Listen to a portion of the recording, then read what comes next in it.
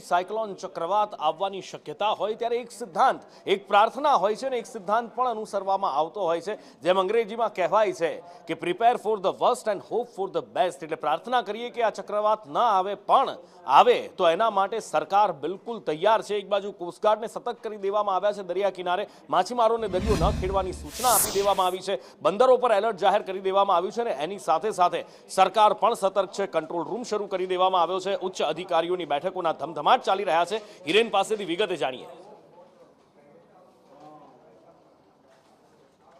સ્વાભાવિક રીતે આ સંભવિત સાયક્લોન જે છે એ દક્ષિણ ગુજરાત અને સૌરાષ્ટ્રના દરિયા કિનારાના લગભગ 8 થી 9 જેટલા જિલ્લાઓ છે એની ઉપર અસર કરે એ પ્રકારની શક્યતા હવામાન વિભાગની આગાહી પ્રમાણે અત્યારે લાગે છે.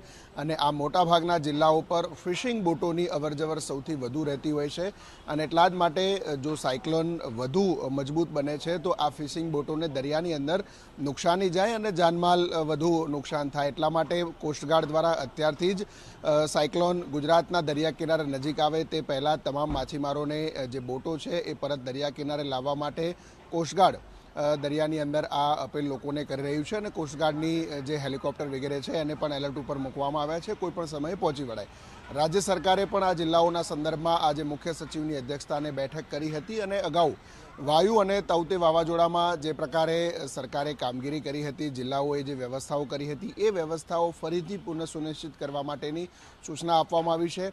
ખાસ લેન્ડફોલ જો થાય છે તો લેન્ડફોલ થયા પછી ભારે વરસાદ અને પૂર જેવી પરિસ્થિતિનું નિર્માણ થાય તો એ વખતે જે દરિયા કિનારાના જિલ્લાઓ છે અને નીચાણવાળો વિસ્તાર છે, લો લાઇન વિસ્તાર જેને કહેવામાં આવે છે, એ વિસ્તારના લોકોને સ્થળાંતર કરવું છે તો એના માટેની વ્યવસ્થા, શાળા, એમના ત્યાં જમવા વગેરેની વ્યવસ્થા, એ તમામ વ્યવસ્થાઓ અત્યારથી જ કરવા માટેની સૂચનાઓ રાજ્ય સરકાર તરફથી આપવામાં આવી છે.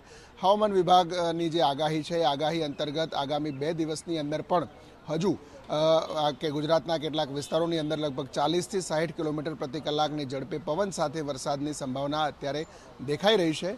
રાજ્ય સરકાર પણ આ તમામ જિલ્લાઓ પર કંટ્રોલ રૂમ છે તે અત્યારથી શરૂ કરી અને એ કંટ્રોલ રૂમના આધારે ગુજરાતના સ્ટેટ ઇમરજન્સી કંટ્રોલ સેન્ટરથી સંકલન કરવામાં આવશે.